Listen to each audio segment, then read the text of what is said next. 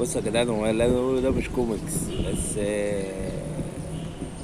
هي طلعت منه وخلاص. خالد غندور بيقول لك ان لعيبه الزمالك في ماتش بيراميدز كانت بتشجع الاهلي عشان يكسب، عشان يلعبوه في السوبر. تمام.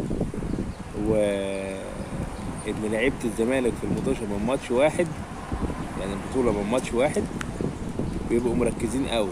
ويسيبكم الماتش بتاع السوبر اللي فات ده، آه، اللعيبه كانت مرهقه من نشوه البطولات اللي حققوها. الاهلي والزمالك في السوبر، الاهلي واخد من الزمالك 6 سوبر. 6 سوبر اهو اهو.